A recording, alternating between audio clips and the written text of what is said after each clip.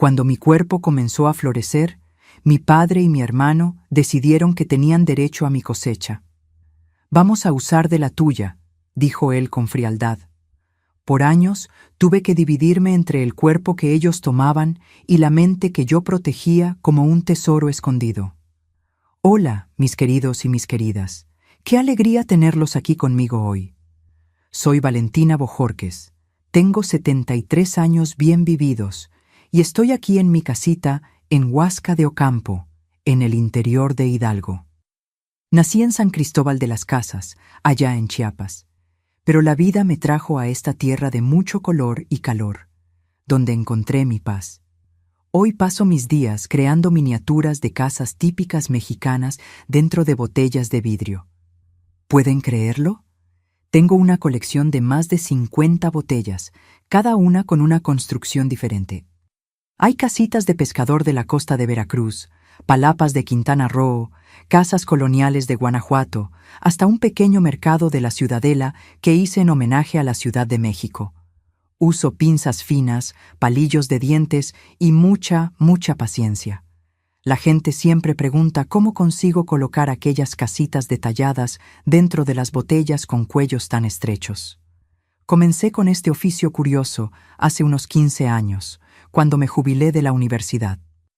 Trabajé como profesora de literatura mexicana por más de 30 años, rodeada de libros que siempre fueron mis mejores amigos y maestros.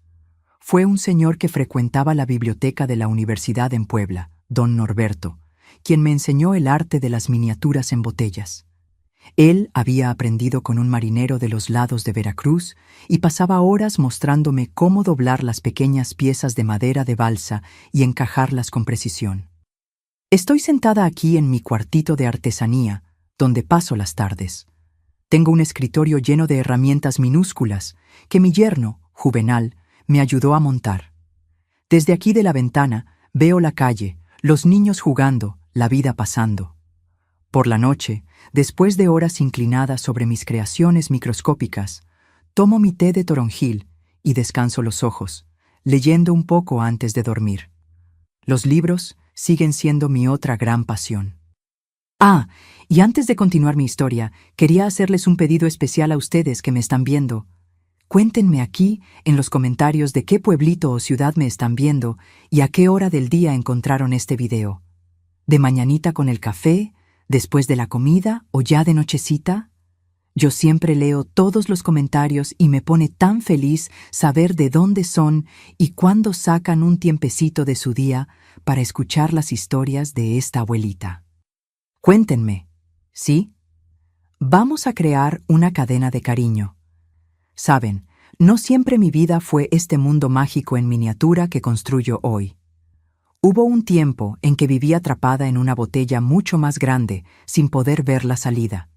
Un tiempo en que aprendí que a veces, para sobrevivir, necesitamos hacernos pequeños, minúsculos incluso, pero sin perder nunca la esperanza de encontrar un camino hacia afuera. Hoy quiero contarles cómo una niña asustada encontró en las palabras y en los libros la fuerza para construir, pedacito por pedacito, una vida nueva. Es una historia difícil, pero también es una historia de esperanza. Porque, como aprendí con mis miniaturas, hasta en los espacios más estrechos es posible crear un mundo entero de posibilidades. Nací en San Cristóbal de las Casas, tierra de artesanías hermosas, pero nuestra vida no tenía nada de brillante. Nuestra casa quedaba en una callecita de tierra en las orillas de la ciudad. Era una casa simple, de adobe y teja, con 3 habitaciones pequeñas, la sala que también servía de cocina, el cuarto de mis padres y el cuarto que compartía con mi hermano Aureliano. Mi padre, Constancio Bojorquez, trabajaba en las minas de plata, yendo y viniendo con las manos siempre lastimadas y el humor más duro que las piedras que buscaba. Mi madre, Efigenia, lavaba ropa ajena y tenía los dedos siempre arrugados de tanto restregar las telas en el lavadero de cemento. Cuando era pequeña, allá por mis 7 años, todavía tenía momentos de alegría. Recuerdo jugar a las piedras con las piedritas que encontraba en el patio, correr tras las lagartijas que se escondían entre las grietas del muro, escuchar la radio vieja que mi padre encendía las tardes de domingo. Efigenia, siempre llamé a mi madre por su nombre, costumbre que ella misma me enseñó. Hacía unos chilaquiles que eran para chuparse los dedos. En los días de fiesta aparecía un pollito en el plato, de esos criados en el fondo del patio. Mi hermano Aureliano era 8 años mayor que yo. Desde temprano se volvió la sombra de mi padre, imitando sus gestos, su manera de hablar, hasta el modo como escupía hacia un lado cuando estaba pensativo.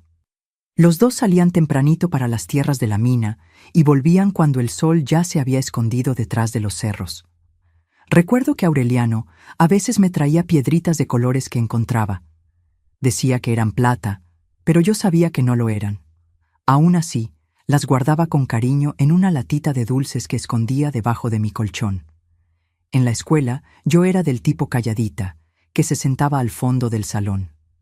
La maestra Dulcinea siempre decía que yo tenía un don especial con las letras. «Niña, tienes una letra tan bonita que parece encaje de bolillo», decía ella. Y era verdad. Yo me esmeraba en los cuadernos, dibujaba las letras como si estuviera haciendo un bordado en el papel. Los libros de la biblioteca de la escuela eran pocos, pero yo leía y releía cada uno de ellos, incluso los más difíciles. Mi mayor alegría era cuando la maestra me dejaba llevar un libro a casa el fin de semana. Los amigos eran pocos. Tenía a Josefina, hija de la vecina doña Generosa, que vivía 3 casas después de la nuestra. Jugábamos con muñecas hechas de mazorcas de maíz, a la comidita con ollas viejas que nuestras madres ya no usaban. A veces íbamos juntas hasta el pequeño arroyo que pasaba detrás de las casas, donde nos lavábamos los pies en el agua fresquita e inventábamos historias sobre sirenas y monstruos de las aguas. Mi padre no quería que yo anduviera vagando por ahí, como él decía. «Niña, tienes que aprender el quehacer de la casa». Era lo que siempre decía cuando me veía jugando. Desde los 8 años ya ayudaba a Efigenia a exprimir la ropa, a barrer el piso de tierra de la casa, a pelar nopales para la comida. Mis manos pequeñas ya conocían el peso de los cubos de agua que cargaba desde la fuente hasta nuestra casa. La religión era parte importante de nuestra vida. Todos los domingos nos poníamos la ropa menos gastada e íbamos a misa en la iglesia de Santo Domingo. Me gustaba mirar los vitrales coloridos, sentir el olor a incienso, escuchar los cantos que resonaban en las paredes antiguas. Mi padre y mi hermano se quedaban serios, con la cabeza baja. Mi madre rezaba bajito, moviendo los labios en plegarias silenciosas que yo no entendía, pero que parecían venir de un lugar muy profundo de ella. Fue en esa época, alrededor de mis 9 años, que comencé a notar algo extraño en casa. Había días en que Efigenia amanecía con ojos rojos, como si hubiera llorado toda la noche. Mi padre y Aureliano intercambiaban miradas que yo no comprendía. Hablaban en susurros cuando creían que yo no estaba prestando atención. A veces escuchaba a mi madre sollozando bajito en el cuarto y a mi padre diciendo en tono áspero: «No hay remedio, mujer, las cosas son como son». Recuerdo una vez que entré en la cocina y los 3 estaban conversando. Cuando me vieron, se quedaron en silencio de repente, como si yo hubiera interrumpido un secreto importante. Mi padre me miró de una manera diferente, evaluándome, y dijo: «Ya se está haciendo señorita esta niña». No entendí lo que quiso decir, pero sentí un escalofrío extraño recorrer mi espalda. Aureliano sonrió de lado, una sonrisa que no llegaba a los ojos, y Efigenia simplemente bajó la cabeza como si no pudiera mirarme. En la escuela, la maestra Dulcinea comenzó a prestarme libros diferentes, historias de muchachas que enfrentaban dificultades, que tenían que ser fuertes. «Pa' la vida, niña, no solo pa' los libros», decía ella con una mirada que parecía ver más allá de lo que yo mostraba. Fue ella quien me enseñó que las palabras podían ser un refugio, un lugar donde yo podría esconderme cuando el mundo de afuera se volviera demasiado pesado. El día de mi cumpleaños número 11, Efigenia hizo un pan de elote con dulce de guayaba. No había vela, no había regalo, pero era la primera vez que tenía un pastel solo para mí. Cuando estábamos comiendo, mi padre me miró y dijo: «Aprovecha, niña, El año que viene ya va a ser diferente. No entendí lo que quería decir, pero guardé aquellas palabras. Hoy sé que era una advertencia, una sentencia que él ya había decidido para mí. A los 12 años comencé a notar los primeros cambios en mi cuerpo, los senos empezando a aparecer, algunos vellos nuevos, una sensación extraña dentro de mí, como si mi propio cuerpo me estuviera preparando para algo que aún no comprendía. Efigenia lo notó, claro. Una tarde me llamó para ayudarla a tender la ropa en el tendedero y mientras trabajábamos lado a lado, me dijo bajito, como quien tiene miedo de ser escuchada: «Cuando la naturaleza toque a tu puerta, me avisas. Y sé fuerte, hija mía, más fuerte de lo que yo pude ser». Aquellas palabras se quedaron dando vueltas en mi cabeza. ¿Qué naturaleza era esa que tocaría a mi puerta? ¿Por qué necesitaría ser fuerte? ¿Qué era lo que mi madre no había podido ser? Preguntas que quedarían sin respuesta por un tiempo, hasta que la naturaleza, como ella la llamaba, finalmente llegó, cambiando para siempre el rumbo de mi historia. Fue una mañana de marzo, acababa de cumplir 13 años. Me desperté con un dolor extraño en el vientre y una sensación húmeda entre las piernas. Cuando miré, vi una mancha roja en la sábana de algodón crudo. Mi corazón se aceleró, no de miedo, sino de una comprensión súbita. Era esto lo que Efigenia llamaba naturaleza tocando a la puerta. Me levanté despacito para no despertar a Aureliano, que todavía dormía en el otro rincón del cuarto.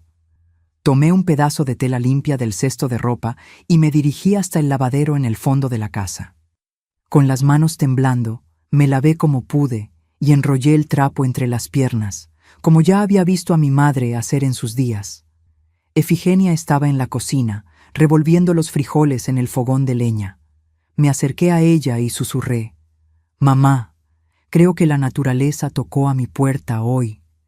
Ella dejó de mover los frijoles, se quedó inmóvil por algunos segundos, como si se hubiera convertido en estatua. Cuando se volvió hacia mí, vi algo en sus ojos que nunca había visto antes, un miedo profundo, mezclado con una tristeza infinita. «Ven acá, hija», dijo, llevándome detrás de la casa, donde nadie podría oírnos.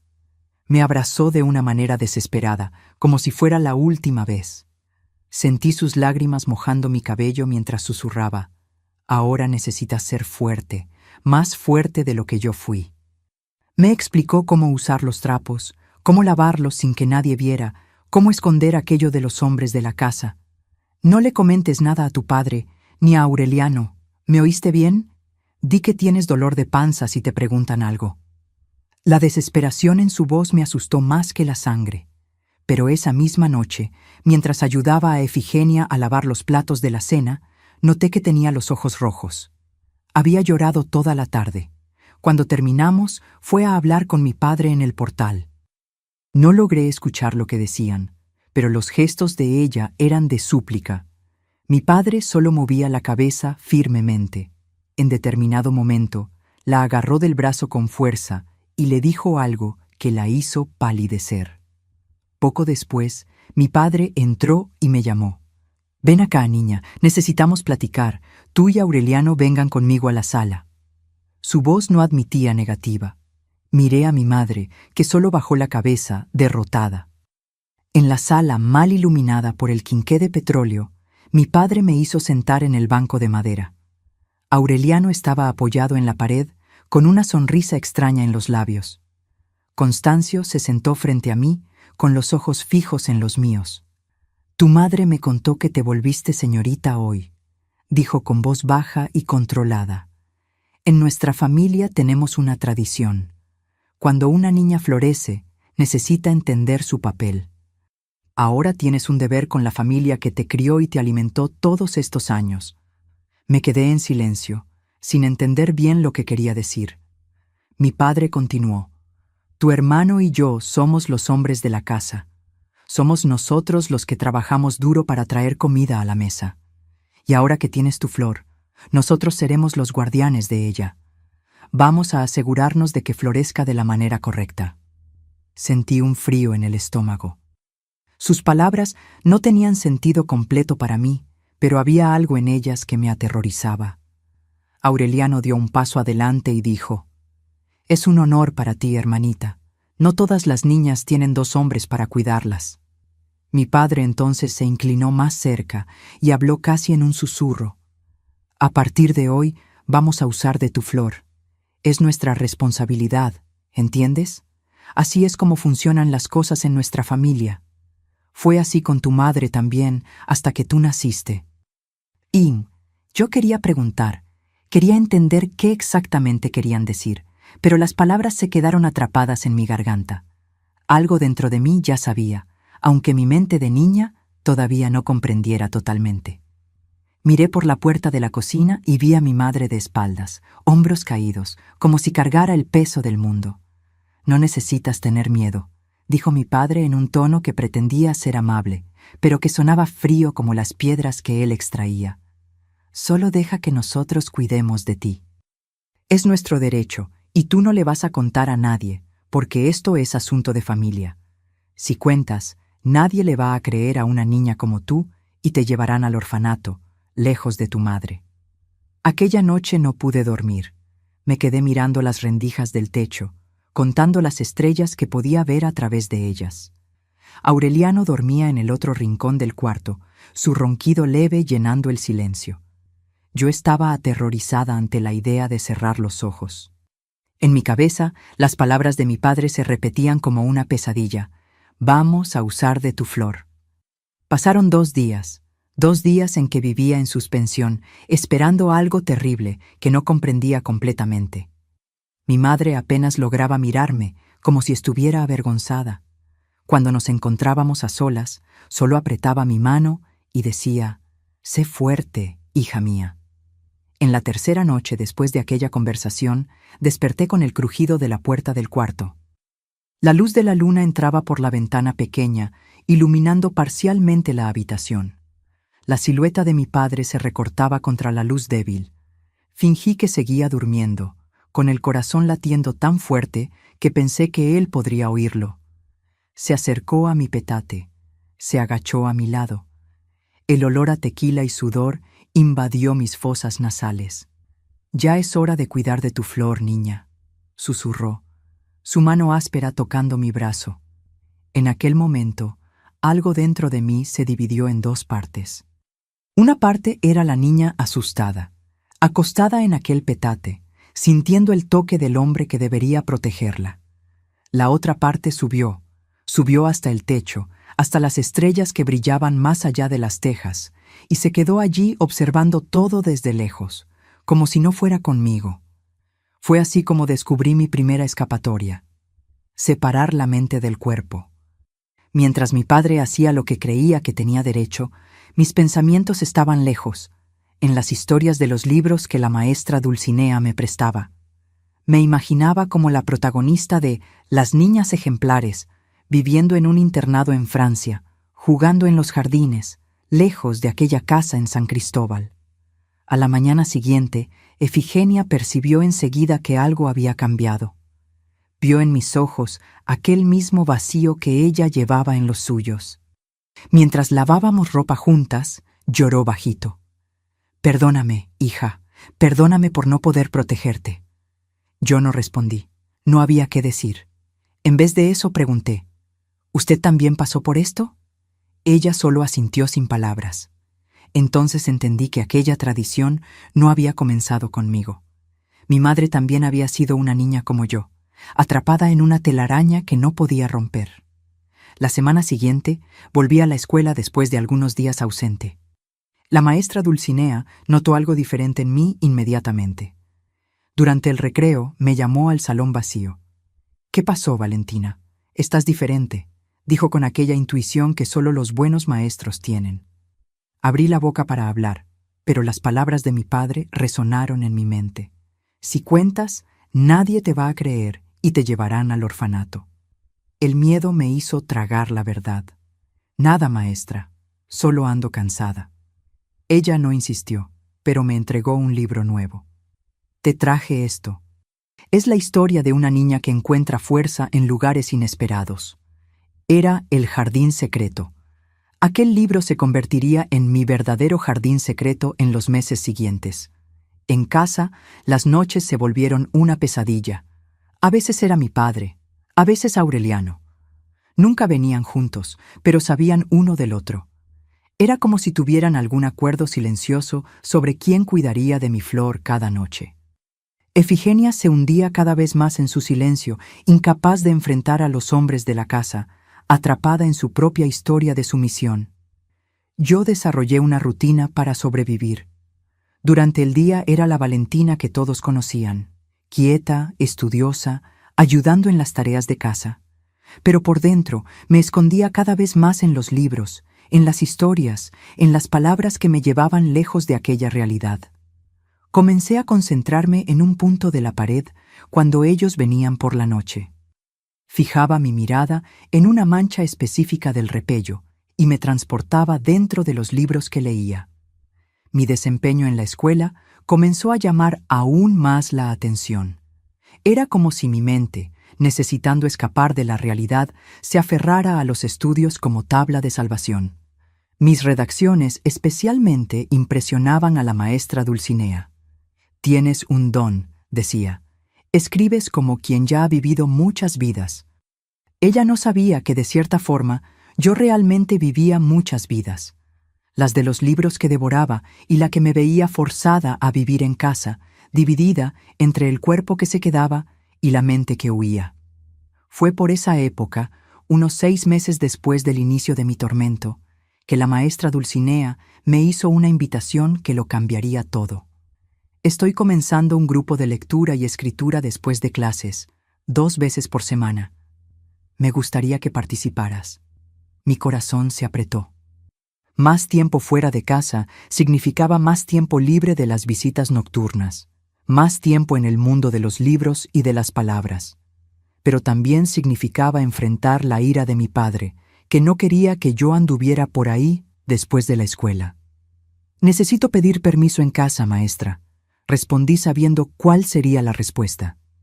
Y como imaginé, mi padre negó de inmediato. «Ya tienes bastante escuela durante el día. Por la tarde ayudas a tu madre en casa». Pero algo estaba cambiando dentro de mí. Una pequeña semilla de rebeldía plantada por los libros que leía comenzaba a germinar. Una tarde me armé de valor y mentí. Dije que la maestra había pedido que me quedara para ayudar a organizar los libros de la biblioteca. En realidad, fui al grupo de lectura. Aquellas 2 horas fueron como respirar aire puro después de mucho tiempo ahogándome. Éramos 5 alumnos sentados en círculo, leyendo fragmentos de libros y discutiendo lo que sentíamos. Cuando llegó mi turno de leer, mis manos temblaban, pero mi voz salió firme, como si fuera otra persona hablando por mí. Después de la lectura, la maestra nos dio cuadernos nuevos. Estos son sus diarios. Escriban en ellos lo que no pueden decir en voz alta. Guárdenlos en un lugar seguro, donde solo ustedes puedan encontrarlos. Aquel cuaderno se convertiría en mi verdadero confidente, el único lugar donde podía ser completamente honesta sobre lo que ocurría en casa. Lo escondí en un agujero que cavé debajo de una tabla suelta del piso del cuarto, donde ni Aureliano ni mi padre jamás lo encontrarían. En los meses siguientes, mi vida se volvió una extraña división entre 2 mundos. En casa, yo era la niña silenciosa que aceptaba su destino, que se dejaba usar como si su cuerpo no le perteneciera. En la escuela y en el grupo de lectura, era otra persona, alguien con voz, con ideas, con sueños que se atrevían a ir más allá de las paredes de adobe de nuestra casa en San Cristóbal. El diario que la maestra Dulcinea me había dado se convirtió en mi verdadero hogar.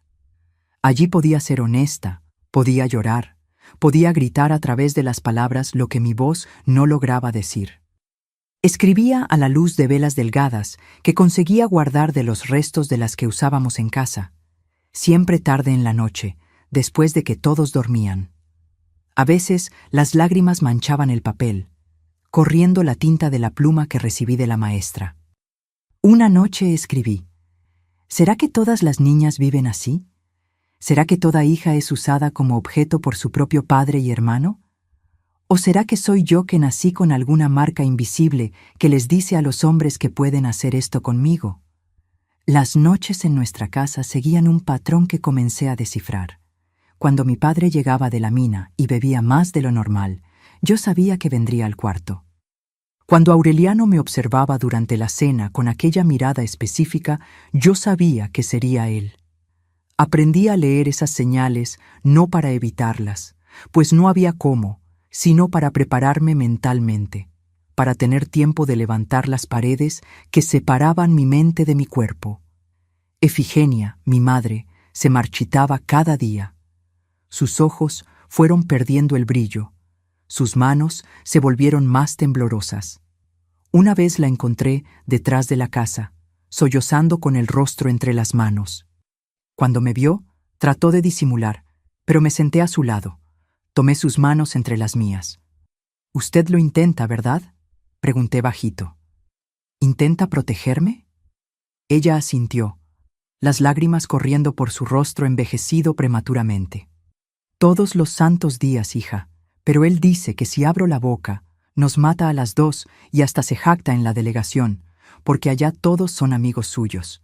Y el delegado Jeremías es igual que él, hace lo mismo con su hija». Fue la primera vez que entendí que nuestro caso no era único. Había otras niñas, otras madres impotentes, otros padres y hermanos que creían tener derecho sobre los cuerpos de las mujeres de la familia. Era una telaraña invisible que cubría nuestra ciudad, tal vez el país entero, una telaraña hecha de silencio y miedo. Cuando cumplí 14 años, mi padre decidió que ya no necesitaba seguir asistiendo a la escuela. «¿Ya sabes leer y escribir? ¿Para qué más?», dijo, golpeando el puño en la mesa durante la cena. «Ahora tienes que aprender a ser mujer de verdad, a cuidar la casa. Pronto tendrás que conseguir marido». La idea de dejar la escuela, de perder mi único refugio, mi contacto con la maestra Dulcinea y con los libros, fue como una sentencia de muerte. Por primera vez protesté. «Pero yo quiero seguir estudiando», dije, la voz casi un susurro. La reacción fue inmediata. Mi padre se levantó, tirando la silla. Con un movimiento rápido, agarró mi brazo con tanta fuerza que dejó marcas moradas. «Tú no quieres nada», gruñó, su rostro tan cerca del mío que pude sentir el olor agrio de su respiración. «Tú haces lo que yo mande». Aquella noche, la visita fue especialmente brutal. Él se aseguró de recordarme quién mandaba, quién decidía, quién era el dueño de mi vida. A la mañana siguiente apenas podía caminar bien, pero tuve que ayudar a Efigenia a lavar la ropa como si nada hubiera pasado. Durante 3 días me quedé en casa obediente, fingiendo aceptar mi destino. Pero al 4.º día, cuando mi padre y Aureliano salieron para la mina, me puse mi único vestido bueno y fui hasta la escuela. No para asistir a clases. Sabía que no me dejarían entrar, sino para hablar con la maestra Dulcinea. Esperé afuera hasta el final de las clases. Cuando los otros alumnos salieron, entré y la encontré organizando papeles en el salón vacío. «Valentina», exclamó sorprendida, «pensé que habías dejado la escuela. Hace 3 días que no apareces». «Mi padre no quiere que estudie más», respondí tratando de controlar las lágrimas. «Dice que ya sé lo suficiente y que necesito quedarme en casa». Ella me miró con aquellos ojos que parecían ver a través de las personas. Se acercó. Notó las marcas en mi brazo que mi vestido no lograba esconder completamente. «¿Qué pasa en tu casa, Valentina?», preguntó, la voz suave pero firme. Sentí un nudo en la garganta. Quería contarlo todo, derramar aquel secreto terrible, pedir ayuda. Pero las palabras de mi padre resonaron. «Si cuentas, nadie te va a creer y te llevarán al orfanato». Y ahora, sumado a eso, el miedo por la vida de mi madre que él había amenazado matar. «Nada, maestra», mentí, bajando los ojos.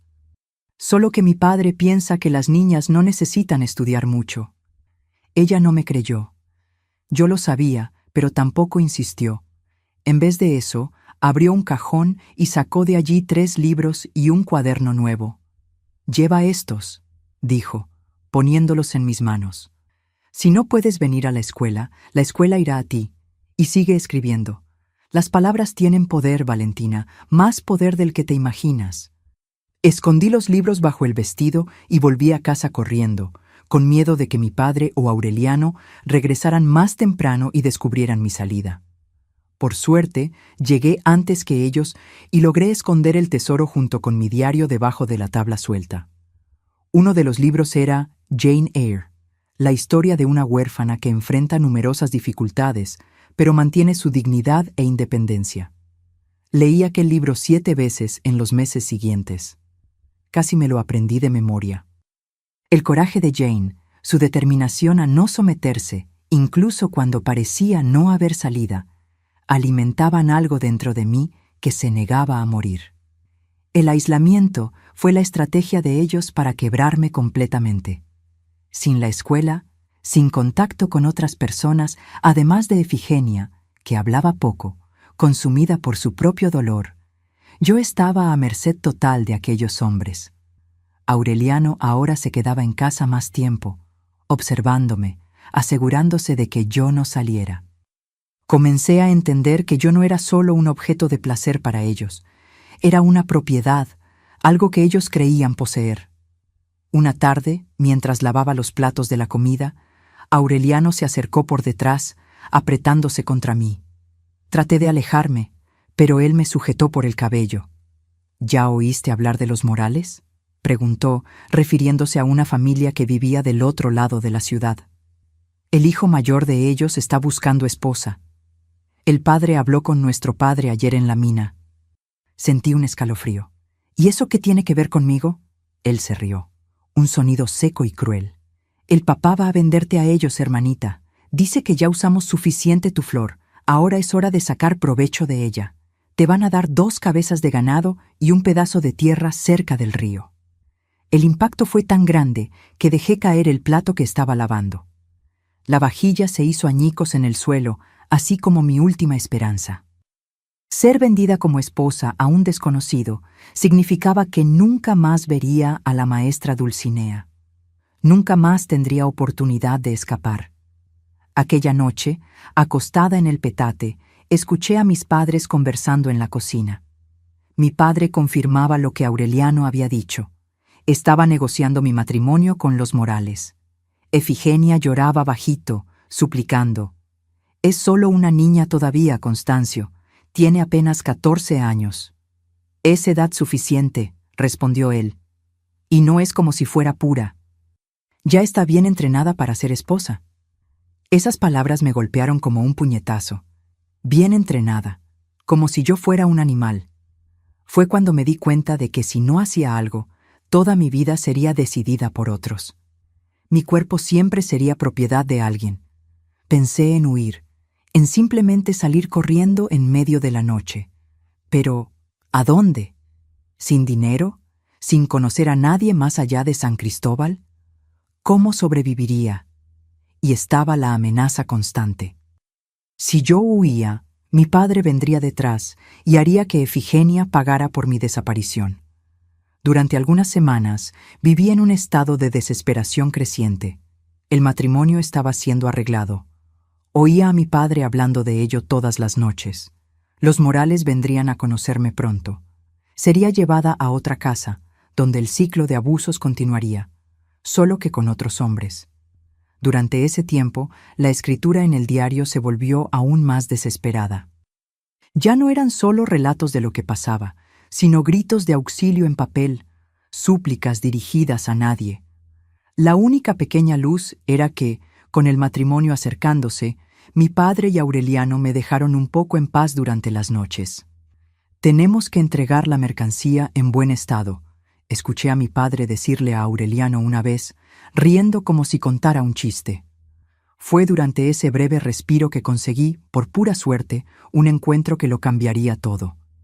Una tarde me mandaron al pequeño almacén de la ciudad para comprar sal y petróleo.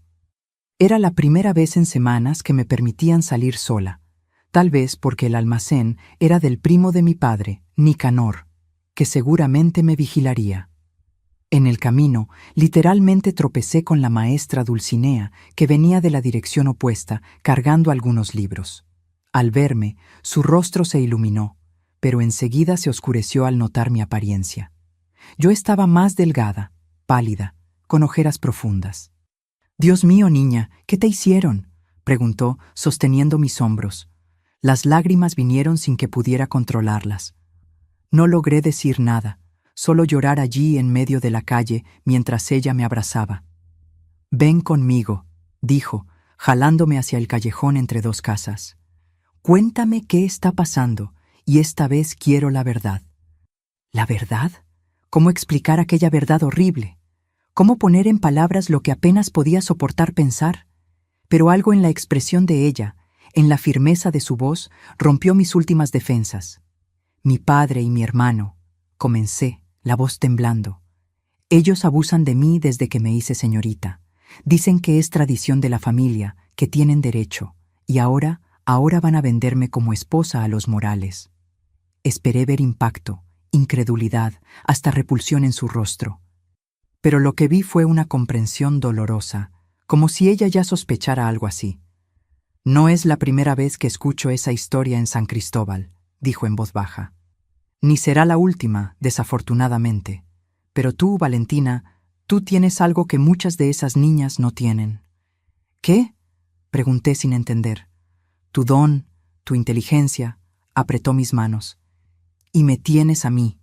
Te voy a ayudar, pero necesitamos ser muy cuidadosas».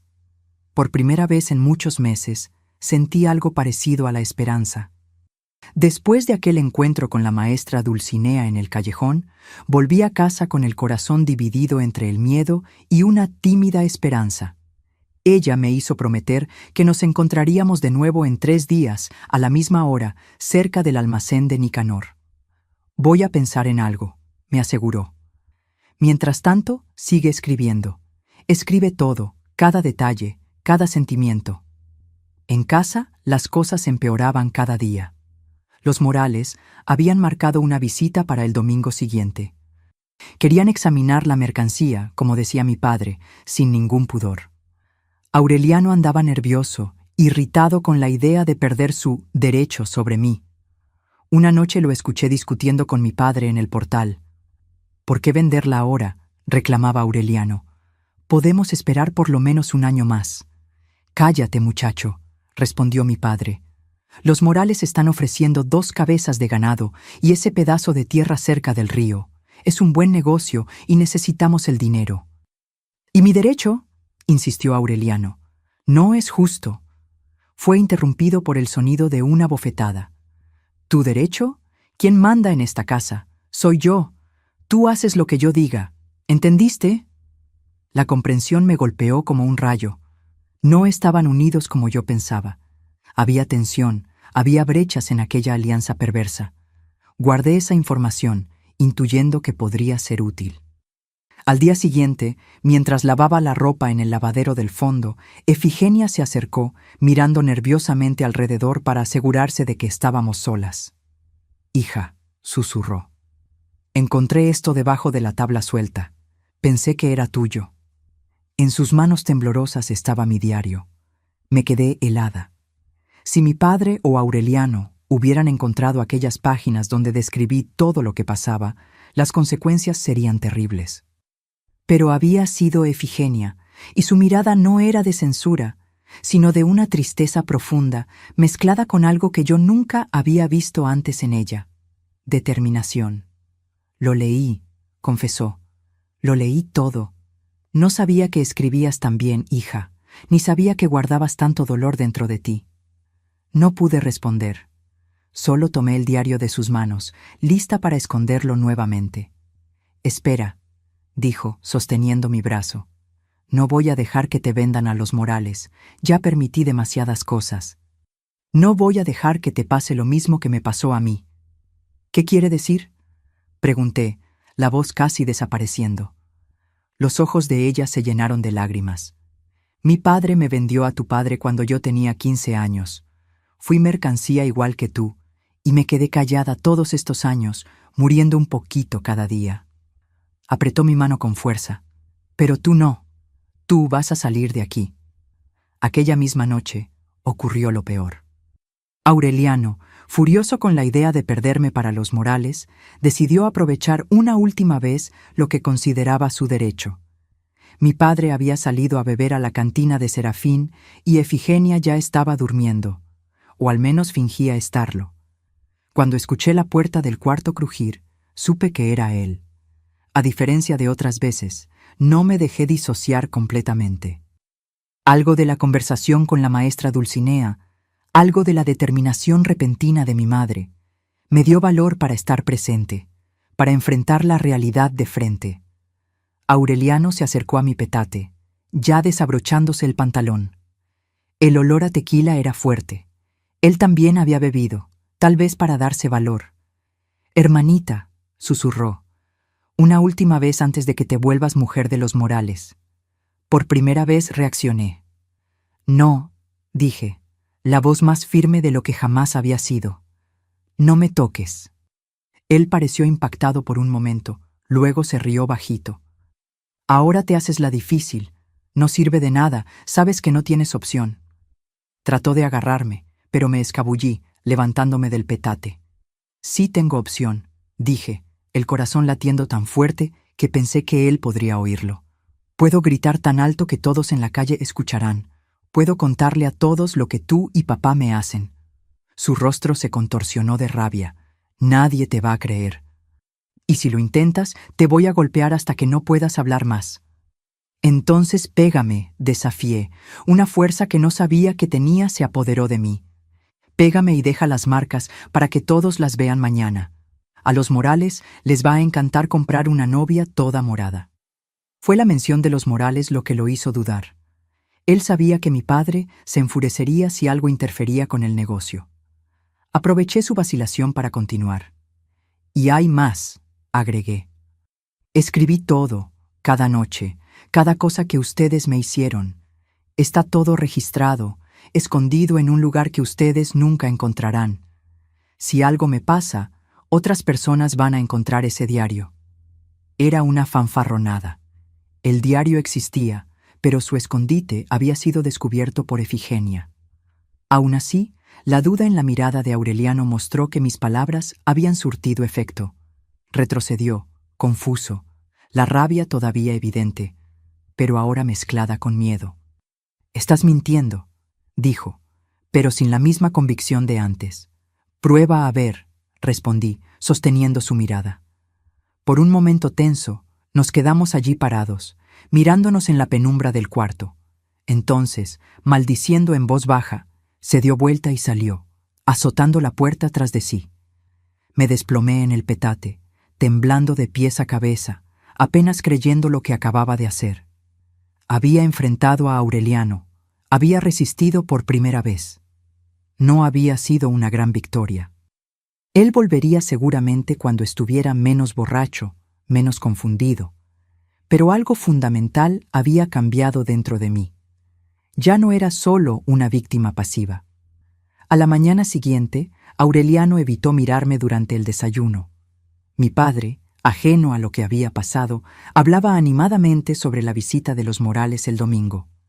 Efigenia me observaba con una mirada diferente, como si me estuviera viendo por primera vez. Cuando llegó el día acordado para encontrarme con la maestra Dulcinea, inventé una excusa para salir. Dije que necesitaba buscar leña en el monte. Era una tarea que normalmente hacía, así que no levantó sospechas inmediatas, aunque Aureliano me lanzó una mirada desconfiada. La maestra ya me esperaba en el lugar acordado, cargando una bolsa de tela. Su rostro se iluminó cuando me vio. «Valentina», dijo, abrazándome rápidamente. «Vamos a un lugar más reservado». Fuimos hasta la pequeña capilla abandonada en las afueras de la ciudad, donde nadie nos vería ni oiría. Allí, sentadas en los escalones de piedra gastados por el tiempo, ella sacó algunos papeles de la bolsa. «Encontré un camino para ti», dijo, entregándome los papeles. «Es un concurso de redacción promovido por el gobierno estatal. El ganador recibe una beca de estudios completa en el Colegio Interno Nuestra Señora de Guadalupe, en la Ciudad de México». Tomé los papeles con manos temblorosas. Un colegio interno en la Ciudad de México significaba distancia, Significaba libertad de mis verdugos, significaba una oportunidad real de escapar. ¿Pero cómo?, pregunté, la voz fallando. ¿Cómo voy a participar? Mi padre no me va a dejar. La maestra sonrió decidida. No necesitas el permiso de él para escribir una redacción. Yo misma la enviaré al concurso. Y tú, Valentina, tienes el don de la escritura. Leí tus textos, leí tu diario. Escribes como pocas personas que he conocido. ¿Y si gano?, pregunté, un hilo de esperanza comenzando a fortalecerse dentro de mí. Mi padre nunca me dejará ir. Ahí entra la segunda parte del plan, explicó. Si ganas, el colegio enviará una carta oficial a tu padre. Es un premio prestigioso, con ceremonia en la Ciudad de México, cobertura en los periódicos. Tu padre podría negarse, con toda la ciudad sabiendo, con la oportunidad de presumir que su hija es una escritora premiada. Comencé a entender el plan. Era arriesgado, dependía de muchos factores, pero era la mejor oportunidad que tenía. Y hay más, continuó la maestra. Hablé con mi hermana en la Ciudad de México. Si todo sale bien y ganas, ella puede acogerte durante las vacaciones. Nunca más tendrás que volver a esta casa. En aquel momento, mirando los papeles del concurso en mis manos, vi un futuro posible por primera vez. Un futuro donde yo no era un objeto, una mercancía, sino una persona con valor propio, con derecho a soñar. ¿Cuál es el tema de la redacción?, pregunté, ya pensando en lo que escribiría. El poder de la palabra para transformar realidades, respondió la maestra con una sonrisa. Parece que fue hecho para ti, ¿no es así? Asentí, sintiendo una determinación crecer dentro de mí. Voy a escribir algo que nadie nunca haya leído antes. Pasamos más tiempo discutiendo los detalles del plan. Yo escribiría la redacción en secreto, usando el material que la maestra me dio. Tendría que entregársela en una semana para que hubiera tiempo de enviarla antes del plazo final. Si ganaba, la notificación llegaría aproximadamente 2 semanas después, bastante antes de la fecha planeada para mi matrimonio con los Morales. Volví a casa con el corazón más ligero de lo que había estado en meses, los papeles del concurso escondidos dentro de la ropa. Aquella noche, después de que todos se durmieron, encendí un cabo de vela y comencé a escribir. La historia que surgió no era explícitamente la mía. Sería demasiado peligroso. En vez de eso, creé una narrativa sobre una niña que vivía atrapada en una jaula invisible, cuyo canto era silenciado por aquellos que deberían protegerla. Escribí sobre cómo ella encontró en las palabras escritas las alas que necesitaba para volar lejos de aquella jaula. Era una metáfora, pero cualquier persona sensible entendería la verdad subyacente. Trabajé en aquella redacción por 5 noches seguidas, reescribiendo, mejorando cada palabra, cada frase. Puse en aquellas páginas todo mi dolor, toda mi esperanza, toda mi determinación de no dejar que aquellos hombres definieran quién era yo o en qué podría convertirme. En la 6ª noche, mientras escribía la versión final, escuché pasos en el pasillo. Rápidamente, apagué la vela y escondí los papeles debajo del petate. La puerta se abrió lentamente y la silueta de mi padre se recortó contra la luz débil que venía de la cocina. «¿Qué estás haciendo despierta a esta hora?», preguntó, la voz arrastrada por la bebida. «Nada, papá», respondí, el corazón acelerado. Solo no podía dormir. Él entró en el cuarto, tambaleándose ligeramente. Se sentó en el borde de mi petate, su peso haciendo que el papel escondido debajo de mí crujiera levemente. «Los Morales vienen a conocerte el domingo», dijo. «Te vas a portar bien, ¿entendiste? Vas a mostrar que eres una buena niña obediente. Están pagando buen dinero por ti». Algo dentro de mí se quebró en aquel momento. No fue miedo, no fue tristeza, fue la última gota de respeto o consideración que yo todavía pudiera tener por aquel hombre que era mi padre solo biológicamente. «Sí, papá», respondí, manteniendo el rostro neutro. «Me voy a portar bien». Él se levantó, aparentemente satisfecho, y salió tambaleándose del cuarto. En cuanto la puerta se cerró, dejé que las lágrimas corrieran silenciosamente. No eran lágrimas de desesperación, sino de una rabia fría y determinada. Aquella sería la última vez que él me trataría como mercancía, la última vez que me sentiría impotente frente a él.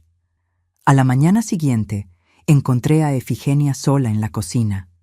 Sin decir una palabra, le entregué los papeles de la redacción ya doblados para ser entregados a la maestra Dulcinea. «Es importante, mamá», susurré. «Es mi oportunidad de salir de aquí. ¿Puedes entregárselos a la maestra Dulcinea en la escuela, por favor?» Ella tomó los papeles con manos temblorosas, escondiéndolos rápidamente en el bolsillo del delantal. «Los entregaré, hija, y que Dios te ayude a ganar lo que sea que esto sea». Pasó una semana. Los Morales vinieron el domingo como estaba planeado. El patriarca, un hombre calvo y barrigón llamado Teobaldo, me miró de arriba a abajo como quien evalúa un animal en el mercado. Su hijo, Bonifacio, un muchacho de unos 20 y tantos años, con la misma mirada depredadora de mi padre, sonrió de una manera que me dio escalofríos. Mantuve los ojos bajos, fingiendo sumisión, mientras por dentro repetía como un mantra: «Esto va a terminar. Esto va a terminar». Quedaron satisfechos con lo que vieron.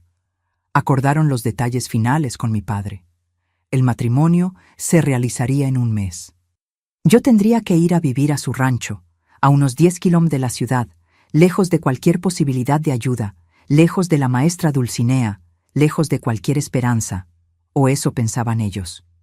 En la semana siguiente al encuentro con los Morales, viví en un estado de suspensión, dividida entre el miedo de que mi plan fallara y la esperanza desesperada de que funcionara. Cada vez que oía a alguien acercarse a la casa, mi corazón se aceleraba, imaginando que podría ser la noticia del concurso. Durante ese periodo, las visitas nocturnas de mi padre y de Aureliano disminuyeron. Realmente querían entregar la mercancía en buen estado. Esa fue la única misericordia en aquellos días tensos de espera. Entonces, un martes lluvioso, sucedió. Estaba ayudando a Efigenia a preparar la comida cuando oímos golpes en la puerta. Era el cartero, don Jesucito, cargando un sobre oficial dirigido a mi padre. «Es del gobierno del estado», dijo. «Importante, necesita firmar aquí». Efigenia firmó, ya que mi padre y Aureliano estaban en la mina. En cuanto el cartero se fue, ella me entregó el sobre, los ojos brillando de expectativa. «Creo que es aquello que estabas esperando, hija». Con las manos temblando, abrí el sobre. Dentro, una carta membretada con el escudo del estado de Chiapas. «Tenemos el placer de informar que su hija, Valentina Bojorquez, ha sido la ganadora del concurso estatal de redacción categoría juvenil. El premio consiste en una beca de estudios integral en el Colegio Interno Nuestra Señora de Guadalupe en Ciudad de México, incluyendo hospedaje, alimentación y material escolar por 3 años. Solicitamos la presencia de la alumna y de un responsable para la ceremonia de premiación». No pude terminar de leer. Las lágrimas empañaban mi visión y un sollozo de alivio escapó de mi garganta. Lo había conseguido. Había encontrado mi salida. Efigenia leyó la carta por encima de mi hombro, llevándose las manos a la boca en asombro. «Dios mío», murmuró. «Lo conseguiste, hija. Lo conseguiste». Nos abrazamos llorando juntas. Un momento raro de esperanza en aquella casa que solo había conocido tristeza. «¿Y ahora?», preguntó preocupada. «Tu padre nunca te dejará ir». «Lo hará», respondí decidida. La maestra Dulcinea me explicó. «Es un premio importante. Saldrá en los periódicos. Su orgullo no le permitirá negarse». Y además, dudé, percibiendo la verdad mientras hablaba. Además, si rechaza un premio del gobierno, la gente hará preguntas. Querrán saber por qué un padre impediría que su hija estudiara gratis en una buena escuela. La comprensión brilló en sus ojos. Mi padre podía ser cruel, podía ser perverso, pero no era estúpido. Sabía que ciertas apariencias debían mantenerse. Cuando llegó de la mina al final de la tarde, la carta estaba sobre la mesa. Vi su rostro pasar de la confusión a la ira, luego a un cálculo frío y finalmente a una especie de orgullo distorsionado. «¿Cómo pasó esto?», preguntó, agitando la carta en mi dirección. La maestra Dulcinea inscribió a los mejores alumnos de la escuela. Mentí. La historia que habíamos acordado. Yo ni sabía, me enteré ahora con la carta. Me miró con desconfianza, pero el orgullo de poder presumir por la ciudad que su hija había ganado un premio estatal ya se estaba apoderando de él. Podía ver los pensamientos pasando por detrás de sus ojos. ¿Cómo lo haría parecer importante? ¿Cómo podría usar esto a su favor? ¿Y los Morales?, preguntó Aureliano, que había escuchado todo desde la puerta de la cocina. El trato ya está hecho. Mi padre se quedó en silencio por un momento, pensando. Luego se encogió de hombros. Pueden esperar o encontrar otra muchacha. Una beca de estudios del gobierno no es algo que se rechace. En aquel momento me di cuenta de que había ganado la primera batalla, pero la guerra aún no estaba ganada. Necesitaba llegar a la Ciudad de México. Necesitaba asegurarme de que nunca más volvería a aquella casa. La semana que siguió a la recepción de la carta fue un torbellino de emociones y preparativos. Mi padre, movido por una mezcla de orgullo e interés en los beneficios que aquella premiación podría traer, aceptó que yo fuera a la Ciudad de México. Los Morales fueron informados de que el acuerdo estaba temporalmente suspendido, no cancelado, como mi padre se aseguró de aclarar. Después de que termine los estudios, vuelve para acá y el matrimonio se hace, le dijo a Teobaldo Morales, que no quedó nada satisfecho. La maestra Dulcinea vino a nuestra casa para explicar todos los detalles de la premiación. Mi padre la recibió en la sala, haciendo cuestión de parecer el padre orgulloso de la hija talentosa. Una farsa que me daba náuseas, pero que yo sabía que era necesaria para que mi plan funcionara. La ceremonia será en la Secretaría de Educación en Ciudad de México, explicó Dulcinea. Representantes del gobierno y de la prensa estarán presentes. Es un honor inmenso para San Cristóbal tener una estudiante premiada. Mi padre se inflaba de importancia con cada palabra, imaginando cómo sería visto por los demás en la ciudad. Aquello alimentaba su vanidad, volviéndolo más manejable. ¿Y cuánto dura este estudio?, preguntó, los ojos calculadores. 3 años, respondió la maestra, con posibilidad de extensión, si el desempeño es excepcional. Vi su rostro cerrarse por un momento, pero enseguida se ajustó nuevamente a la máscara de padre ejemplar. Bueno, conocimiento nunca está de más, dijo con una falsedad que solo quien lo conocía bien podría detectar. Cuando la maestra se despidió, apretó mi mano con fuerza, pasándome discretamente una nota. Más tarde, al leerla escondida en el patio, encontré instrucciones detalladas.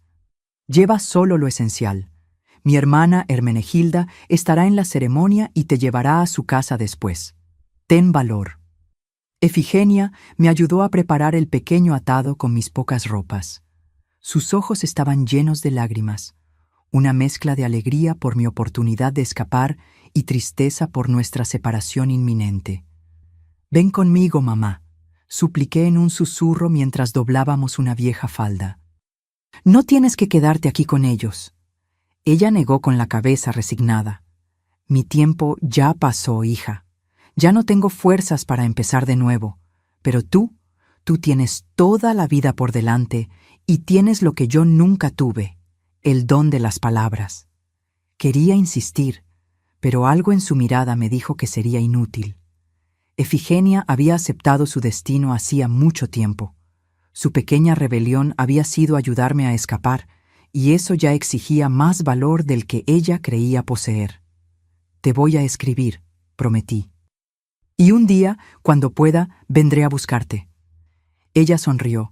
Una sonrisa triste que decía más que las palabras podrían expresar. «Solo de saber que estás libre y feliz ya me basta, hija». En la víspera del viaje, fui al encuentro de la maestra Dulcinea una última vez. Nos encontramos en la misma capilla abandonada, ahora un símbolo de la transición que estaba a punto de vivir, de las ruinas de mi infancia robada a la construcción de un futuro que yo misma escribiría. «Tengo miedo», confesé, sentada en los escalones de piedra. ¿Y si mi padre cambia de opinión? ¿Y si decide buscarme en la Ciudad de México después? La maestra sostuvo mis manos entre las suyas. «Valentina, ¿Recuerdas lo que escribiste en tu redacción sobre la niña que encontró alas en las palabras? Ahora es hora de usar esas alas. En cuanto a tu padre, dudó, eligiendo las palabras. Hombres como él no admiten públicamente ciertas cosas. En el momento en que estés bajo la protección oficial de una institución del gobierno en otra ciudad, preferirá mantener las apariencias a intentar buscarte. Había una certeza en su voz que me calmó. Luego me entregó un pequeño sobre. Es un regalo, dijo. No lo abras ahora. Guárdalo para cuando estés en el tren. A la mañana siguiente, antes de que saliera el sol, iniciamos el viaje. Mi padre, Aureliano y yo tomamos una carreta prestada para ir hasta la estación de ferrocarril más cercana, donde tomaríamos el tren a la Ciudad de México. Efigenia se quedó atrás. Mi padre no quiso gastar en un boleto para ella, y tal vez fue mejor así. Nuestra despedida había sido la noche anterior, silenciosa y cargada de emoción. El trayecto en la carreta fue tenso y silencioso. Mi padre parecía arrepentido de su decisión, rumiando sus pensamientos. Aureliano me miraba ocasionalmente, una mezcla de rabia y confusión en su rostro. Yo mantenía los ojos fijos en el camino adelante, contando cada metro que me alejaba de aquella casa, sintiendo el peso del diario y del sobre de la maestra escondidos bajo mi ropa. Llegamos a la estación cuando el sol comenzaba a teñir el horizonte de rosa y naranja. El tren ya estaba en la plataforma, una inmensa serpiente de metal que me llevaría lejos. La visión me hizo acelerar el corazón, mitad de miedo, mitad de esperanza. En la plataforma, mi padre compró los boletos, solo 2, para él y para mí. Aureliano se quedaría en San Cristóbal. Alguien tiene que cuidar la casa y a tu madre, dijo. Pero yo sabía que la verdadera razón era económica. Cada boleto representaba dinero que él no quería gastar. Mientras esperábamos para abordar, un hombre de traje se acercó, cargando una cámara fotográfica. ¿Ustedes son los Bojorques? ¿La familia de la estudiante premiada? Mi padre inmediatamente enderezó su postura, ajustó su sombrero desgastado. Sí, somos nosotros. Yo soy el padre, Constancio Bojorques. El hombre se presentó como reportero del periódico de San Cristóbal. ¿Puedo tomar una foto? El periódico está haciendo un reportaje sobre el premio. Es un orgullo para nuestra ciudad. Mi padre infló el pecho, colocando su brazo alrededor de mis hombros, en un gesto de falso afecto paternal. Claro, claro. Mi hija siempre fue muy estudiosa. Salió a mí. Mientras el reportero ajustaba la cámara, me di cuenta de lo que la maestra Dulcinea había hecho. Aquel reportaje en el periódico, aquella foto, eran más que publicidad para el concurso, eran una protección para mí. Mi padre ahora estaba públicamente vinculado a mi premio, a mi partida a la Ciudad de México. Sería mucho más difícil para él intentar buscarme después o explicar mi súbita desaparición. El flash disparó, capturando para siempre aquella escena. Yo y mi padre en la plataforma, a punto de abordar un tren que cambiaría nuestras vidas de formas que él ni imaginaba. El silbido del tren sonó, anunciando el abordaje. Mi corazón latía tan fuerte que pensé que todos alrededor podrían oírlo. Aureliano se despidió secamente, evitando mi mirada. Hubo un momento extraño cuando estrechó mi mano. Creí sentir un leve temblor, como si algo dentro de él se estuviera quebrando. Pero quizás fue solo mi imaginación, queriendo ver humanidad donde no la había. Subimos al tren, mi padre y yo, acomodándonos en asientos duros de madera. El vagón estaba casi vacío a esa hora de la mañana. Cuando el tren comenzó a moverse, miré por la ventana para ver cómo San Cristóbal se alejaba, las casitas de adobe haciéndose cada vez más pequeñas, el campanario de la iglesia de Santo Domingo desapareciendo en el horizonte. El viaje duraría varias horas. Mi padre, después de un tiempo observando el paisaje, se quedó dormido, la cabeza balanceándose con el movimiento del tren. Fue entonces cuando finalmente abrí el sobre que la maestra Dulcinea me había dado. Dentro había dinero, no mucho, pero suficiente para algunas semanas, y una nota. Valentina, este es un pequeño auxilio para tus primeros días. Mi hermana Hermenegilda estará esperando en la estación de la Ciudad de México, cerca de la salida principal. Tiene cabello gris recogido en un moño y usará un pañuelo azul en el cuello para que la reconozcas. Después de la ceremonia de premiación, mi hermana le dirá a tu padre que el colegio solicitó que te quedes para una orientación especial. Él probablemente se sentirá aliviado de no tener que hospedarte o gastar más dinero y regresará solo. Hermenegilda cuidará de ti hasta el inicio de las clases. El colegio ya fue informado sobre tu situación especial, sin detalles. Solo que no debes regresar a casa en las vacaciones. La directora, hermana Consolata, es una mujer de confianza y garantizará tu seguridad. Recuerda siempre, tus palabras son tus alas. Úsalas para volar alto y libre. Con cariño, Dulcinea. Doblé la nota cuidadosamente, escondiéndola nuevamente junto con el dinero. Miré a mi padre dormido y por primera vez no sentí miedo, solo una certeza tranquila de que aquella sería la última vez que viajaría con él, la última vez que estaría bajo su poder. Llegamos a la Ciudad de México a media tarde. La ciudad me impresionó inmediatamente, tan grande, tan ruidosa, tan llena de personas y edificios altos. Mi padre también parecía desorientado, mirando alrededor con desconfianza mientras salíamos de la estación. Fue entonces cuando divisé a una señora de cabello gris, recogido en un moño, usando un pañuelo azul en el cuello. Nuestras miradas se cruzaron y ella hizo un pequeño gesto con la cabeza. Hermenegilda, la hermana de la maestra Dulcinea. Ustedes deben ser los Bojorques, dijo, acercándose con una sonrisa gentil. Soy Hermenegilda Peixoto, hermana de la maestra Dulcinea. Ella me pidió recibirlos y acompañarlos hasta la Secretaría de Educación. Mi padre, siempre desconfiado, la examinó de arriba a abajo. ¿Y cómo llegaremos allá? Tengo un automóvil, respondió ella tranquilamente. Por favor, vengan conmigo. Seguimos a Hermenegilda hasta un pequeño auto estacionado cerca de la estación. Mi padre dudó. Nunca había viajado en automóvil antes, pero su orgullo no le permitió mostrar miedo. Entramos en el vehículo, yo en el asiento trasero, mi padre adelante, junto a Hermenegilda. Mientras recorríamos las calles de la Ciudad de México, yo observaba todo con fascinación. Los edificios, las tiendas, las personas bien vestidas caminando apuradas. Era un mundo completamente diferente de San Cristóbal, un mundo donde podría perderme y comenzar de nuevo. La ceremonia en la Secretaría de Educación fue más formal de lo que podría haber imaginado. Un salón con sillas dispuestas en filas, autoridades sentadas al frente, banderas de México y de Chiapas decorando el ambiente. Mi nombre fue llamado y tuve que caminar hasta el estrado improvisado para recibir un certificado enmarcado y estrechar las manos de hombres de traje que me felicitaban. Vi a mi padre en la audiencia, incómodo en su traje simple, pero visiblemente orgulloso cuando las personas a su alrededor lo felicitaban. Aquella vanidad sería mi aliada. Después de la ceremonia, Hermenegilda se acercó a nosotros con una expresión seria. Señor Bojorques, necesito informarle que el colegio solicitó que Valentina permanezca esta noche para una orientación especial mañana temprano. Preparativos para el inicio de las clases, ¿entiende? El colegio proporcionará el hospedaje para ella. Mi padre frunció el ceño. ¿Y dónde me quedaré yo? No tengo dinero para hotel. Oh, eso no será necesario, respondió Hermenegilda prontamente.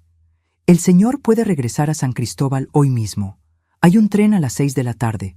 Valentina estará bien cuidada y el colegio ya tiene todas las autorizaciones necesarias, incluidas en los documentos que usted firmó. Vi el alivio pasar por el rostro de mi padre. La perspectiva de volver pronto a casa, sin la molestia de tener que encontrar y pagar por hospedaje, era tentadora.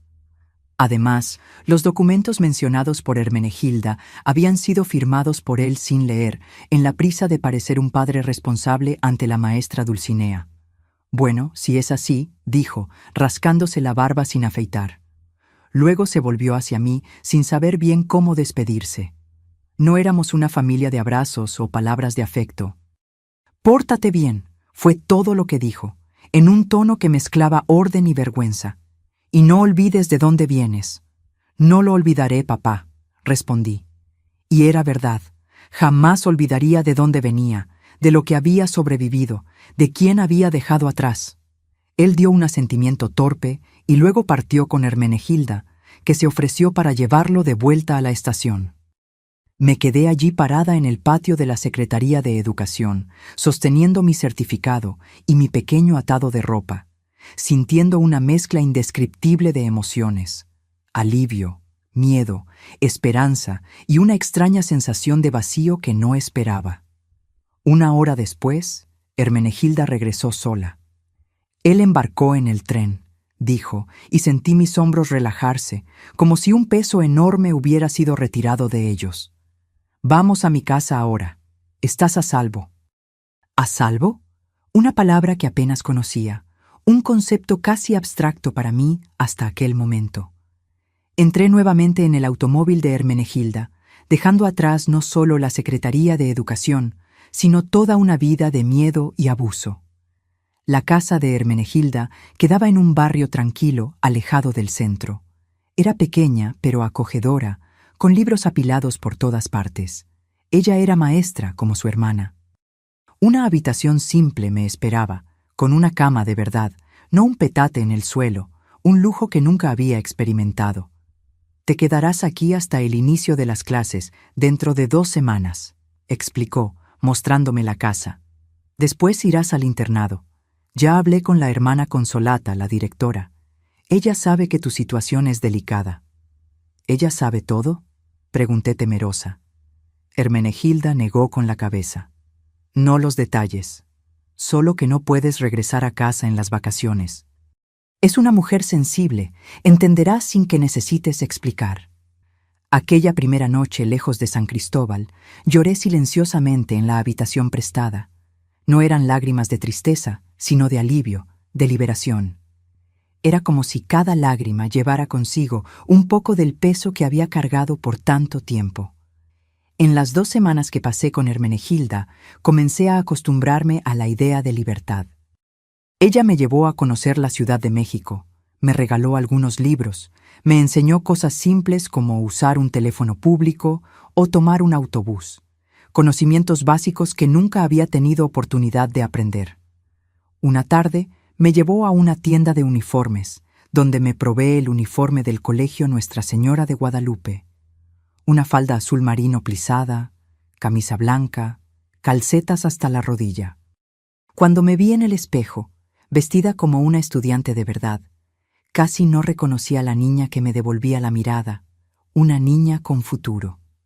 El día que me mudé al internado, Hermenegilda me acompañó hasta las imponentes puertas del colegio. Era un edificio antiguo, de arquitectura imponente, con un jardín bien cuidado en la entrada. Monjas de hábito azul oscuro circulaban por los pasillos, orientando a las nuevas alumnas. La hermana Consolata, una mujer alta y delgada, con ojos sorprendentemente gentiles detrás de anteojos de aros gruesos, me recibió en su oficina. Hermenegilda se despidió con un abrazo, prometiendo visitarme regularmente. «Señorita Bojorquez», dijo la hermana Consolata cuando quedamos a solas, «su maestra en San Cristóbal habló muy bien de usted. Dijo que tiene un don especial con las palabras». «Gracias, hermana», respondí tímidamente. Ella me observó por un momento, como si pudiera ver más allá de mi apariencia frágil, más allá del uniforme nuevo y del cabello cuidadosamente peinado. «En este colegio», dijo finalmente, «valoramos no solo el intelecto, sino también el carácter, y creemos que cada persona tiene su propio camino, sus propios desafíos que superar». Hizo una pausa, ajustando sus anteojos. «No sé qué dejó atrás en San Cristóbal, pero aquí puede construir algo nuevo, un futuro hecho por sus propias manos». En aquel momento entendí que de alguna forma ella sabía, no los detalles, pero lo suficiente para entender que yo estaba huyendo, recomenzando, y me estaba ofreciendo no solo educación, sino un refugio. «Gracias, hermana», repetí, la voz entrecortada por la emoción. Mis primeros días en el internado fueron de adaptación. Compartir una habitación con otras 3 chicas, seguir horarios rígidos, participar en las misas diarias, absorber materias que nunca había estudiado antes. Pero estaba determinada a aprovechar cada momento, cada oportunidad. Pronto descubrí que mi talento con las palabras realmente me destacaba. En las clases de español y literatura, mis redacciones llamaban la atención de las maestras. La hermana Eulalia, que enseñaba literatura, llegó a leer uno de mis textos en voz alta para la clase, algo que me dejó al mismo tiempo orgullosa y avergonzada. Las otras chicas me encontraban demasiado callada, demasiado seria para mi edad. No entendían por qué estudiaba con tanta intensidad, por qué pasaba horas en la biblioteca, mientras ellas aprovechaban el tiempo libre para hablar sobre muchachos o moda. No sabían que cada página leída, cada conocimiento adquirido, era para mí no solo aprendizaje, sino una forma de reconstruirme, de alejarme cada vez más de la niña asustada de San Cristóbal. Mantuve contacto con la maestra Dulcinea a través de cartas. Ella me contaba las novedades de San Cristóbal, cómo mi padre andaba presumiendo de tener una hija estudiando en la capital, cómo los Morales finalmente habían desistido y encontrado otra muchacha para su hijo Bonifacio. Raramente mencionaba a Efigenia, y cuando lo hacía era con cuidado, como si supiera que era un tema doloroso para mí. En una de sus cartas, casi un año después de mi partida, finalmente trajo noticias más detalladas sobre mi madre. Su madre está más delgada, más callada, pero hay una nueva dignidad en ella. Cuando su padre presume por la ciudad sobre usted, ella solo sonríe, una sonrisa que parece guardar un secreto. Creo que encuentra fuerza en el hecho de que usted escapó, de que está construyendo una vida diferente. Es como si su libertad fuera de alguna manera también la de ella. Lloré al leer esas palabras, imaginando a Efigenia en su existencia silenciosa, encontrando pequeños consuelos en el hecho de que yo había logrado lo que ella nunca pudo tener.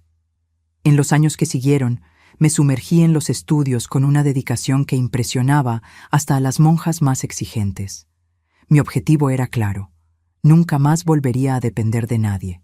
Nunca más sería vulnerable como lo había sido. El conocimiento y la educación serían mis armas, mi escudo, mi libertad.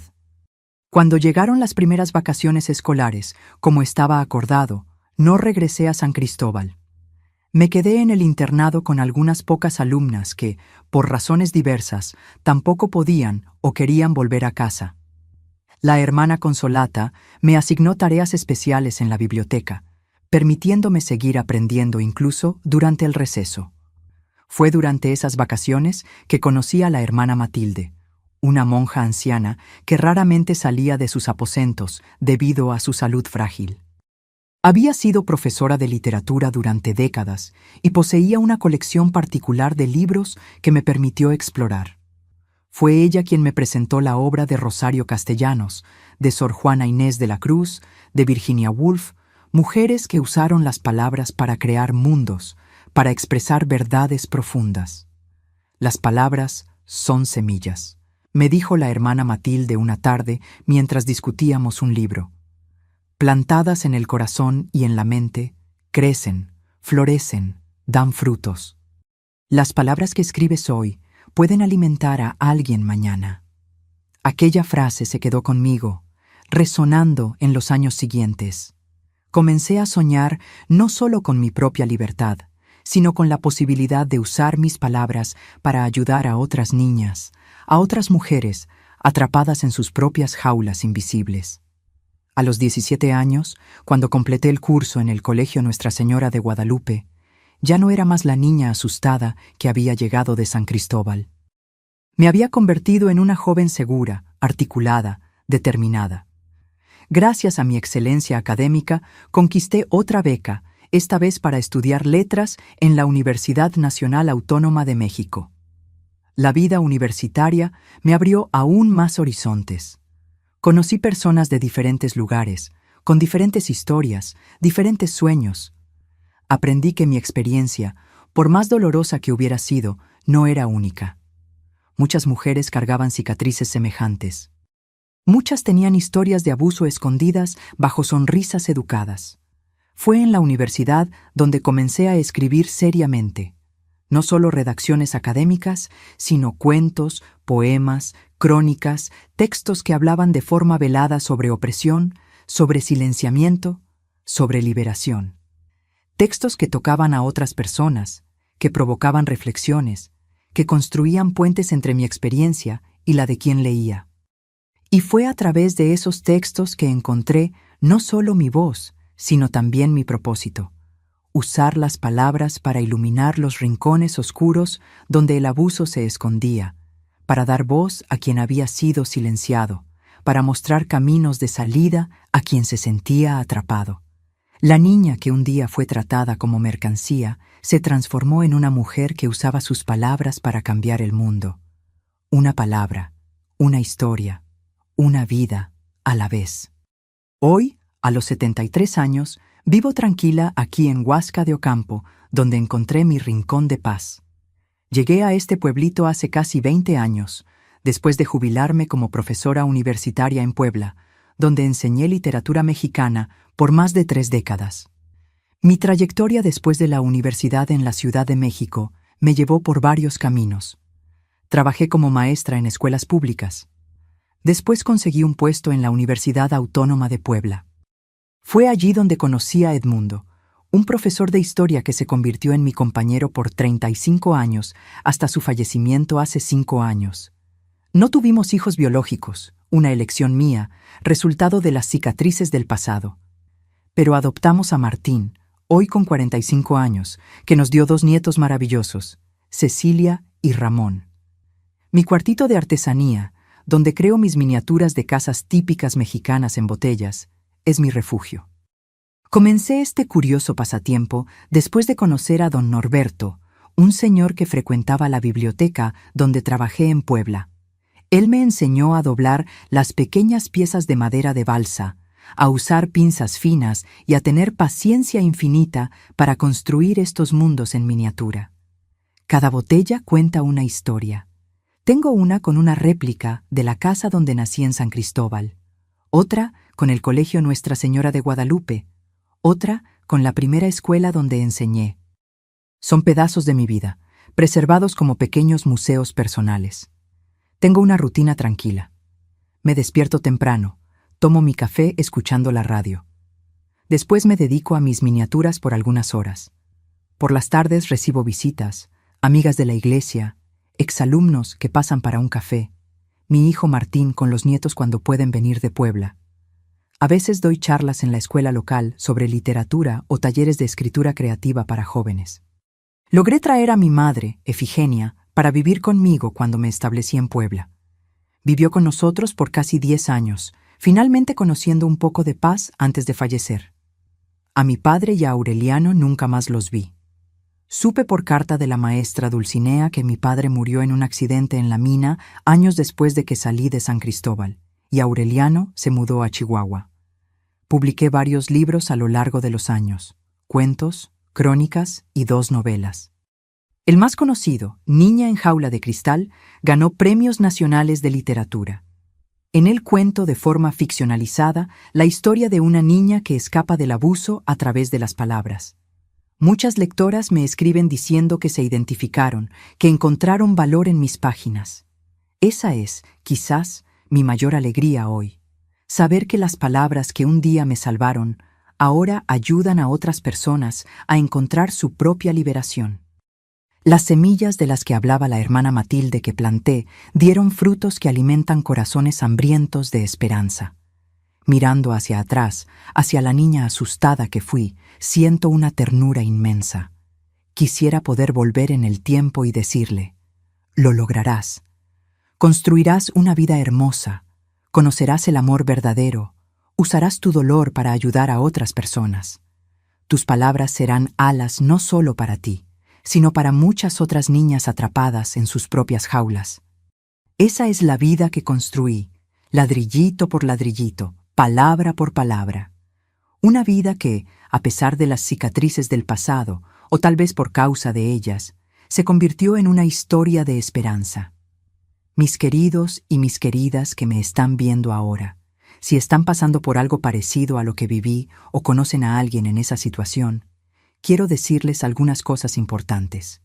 Primero, sepan que el abuso nunca es culpa de la víctima. Nunca. Lo que te hacen no define quién eres o en quién puedes convertirte. Las cicatrices que llevamos pueden doler, pero también pueden hacernos más fuertes, más compasivos, más determinados a cambiar el mundo. Aprendí que la edad no define nuestra fuerza, sino nuestra capacidad de recomenzar cada día. Mis arrugas son mapas de supervivencia. Cada una cuenta una historia de dolor superado. La vida me enseñó que hasta en la oscuridad más profunda, nuestra luz interior nunca se apaga. Nunca permití que mi dignidad fuera robada, incluso cuando intentaron llevarme todo. Descubrí que somos más fuertes de lo que imaginamos, especialmente cuando pensamos que no aguantamos más. El tiempo no cura todas las heridas, pero nos enseña a vivir con ellas y aún así sonreír. Mi historia no es sobre lo que me hicieron, sino sobre cómo elegí responder. Aprendí que la verdadera fortaleza no está en nunca caer, sino en levantarse todas las veces. Busquen ayuda. Hoy existen organizaciones en todos los países dedicadas a proteger a víctimas de abuso. Hay personas dispuestas a escuchar, a creer, a tender la mano. No importa dónde estén, existen caminos para salir de las situaciones de abuso. Y recuerden, el silencio protege al agresor, nunca a la víctima. La educación fue mi salvación, pero cada persona encuentra su propio camino. Para algunos puede ser el arte, la música, la espiritualidad, el trabajo con otras personas. Lo importante es creer que existe un camino, que existe una salida, que existe un futuro más allá del abuso. Y ahora quiero hacerles un pedido especial. Si esta historia tocó su corazón, por favor, ahora mismo, den clic en el botón de suscripción y activen la campanita. ¿Por qué? Porque cada suscripción ayuda a que este mensaje llegue a otras personas que pueden estar sufriendo en silencio en este exacto momento. Compartan este video con alguien que ustedes creen que necesita escuchar este mensaje. Nunca saben quién está luchando en silencio, quién está buscando una chispa de esperanza para encontrar valor. Su compartir puede ser el punto de cambio en la vida de alguien. Y en los comentarios, dejen la palabra amor para que yo sepa que vieron hasta el final. Esta palabra que representa tanto para mí, que fue lo que busqué durante toda mi vida. Háganlo ahora. No esperen ni un minuto más. Juntos podemos crear una cadena de apoyo y esperanza para quien todavía está atrapado en su propia jaula.